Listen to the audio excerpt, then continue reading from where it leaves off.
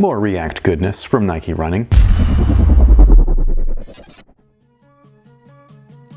Hey, what's good guys? This is Nightwing2303 from WearTesters.com. Today we got a quick detailed look at these guys right here. This is the Nike Odyssey React, and we're also going to be comparing them with the Nike Epic React Flyknit. So much like the Epic React, these guys feature a full Nike React midsole, and it feels amazing. Nothing like the basketball stuff. The basketball stuff you guys know already, I just wasn't a fan of. This though right here, I feel like this is some cushion right here. This is some really good foam. An interesting fun fact is that the Nike Odyssey is not a brand new model. It was actually another model that was featuring Zoom Air cushion, and it was also geared towards stability. Now it looks like that they've rebranded that Odyssey line with React, which I think is an interesting look. I don't know if it was completely necessary, but at the same time they have other models like the Zoom Pegasus utilizing Zoom Air cushioning, so in that sense I don't think it was a bad idea. Now the features on these guys do include rubber on the outsole, and like I said before, the midsole itself is all React, so there's no carrier or anything like that. It's just 100% React cushion. The TPU stabilizer right here in the heel, a very thin heel counter right there at the rear of the shoe. The materials along the upper are stated to be a jacquard knit, but when comparing the materials directly to the Epic React, which features Flyknit, it was similar but different. And then one of my favorite features is the fact that they use a neoprene internal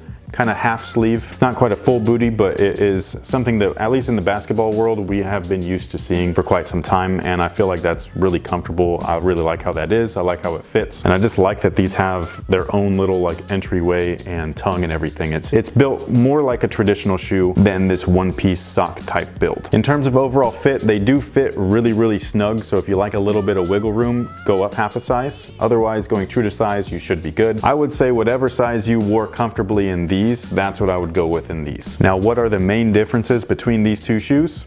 Let's go ahead and get right into it. The first thing that some people might notice is that there's more rubber on this guy right here, and I think that that's a great look. It was one of the major complaints from most consumers about the Epic React is just overall durability or longevity due to the fact that they are missing quite a bit of rubber on these guys. I think that that was just something to complain about. I didn't think it was a huge issue. However, adding rubber on the outsole right there is not a bad look. I think that that is also cool. Not just cool, but it's functional. So if you're not a fan of the way that the foam wears on this guy right here, you'll probably get a little bit more longevity, I guess you can say, with the cheaper model, which I think is surprising. Not only that, but they feel like they're kind of geared towards stability, or at least more well-rounded towards stability than something like the Epic React. The Epic React doesn't have anything really in place for overpronation and things like that. And while this guy right here isn't substantially better, they've at least addressed the issue with that little TPU clip right here. They've extended it along the medial side, so it's supposed to help stabilize a little bit more than say something like this, just in case of overpronation. The heel counter is a little bit more substantial on these guys. They're both still pretty thin. I think that this one works just fine for what it is, but this one I just think is a little bit better. Now the collar areas and the tongue areas are definitely different. Like I was saying before, this guy right here features that one-piece sock knitted upper. It's not something that I'm a huge fan of. I know that a lot of people do like it. I'm just not one of them. This guy right here though, this is more up my alley. This is more of a traditional build. So what you have right here in the back of the shoe is a little bit more padding. Well, actually,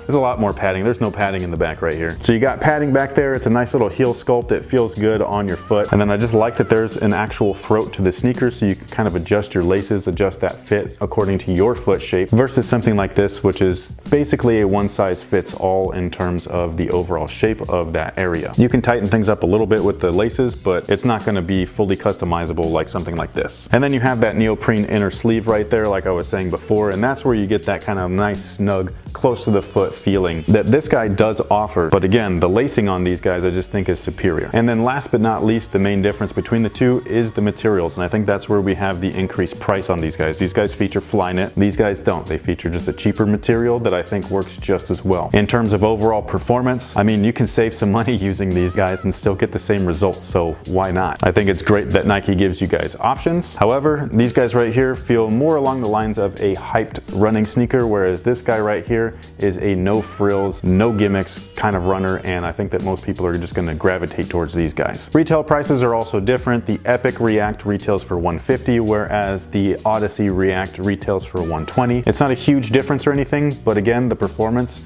I don't feel is hugely different or vastly different from one another as well. So where you can save some money and receive pretty much the same performing product. Again, I just have to ask, why not? So that pretty much takes care of it for the Nike Odyssey React, along with a comparison to the Epic React. Let me know which one of the two models models you prefer. If you've tried them both, leave your comments down below. We'd love to see your comparison or hear your thoughts. If you don't own either, but you were looking at the two, did this help you guys out? Hopefully it did. Again, let us know down below in the comment section. Subscribe if you haven't already. Hit the thumbs up button. It helps us out quite a bit. And we'll see you guys on the next one. So until next time, guys, have a good one.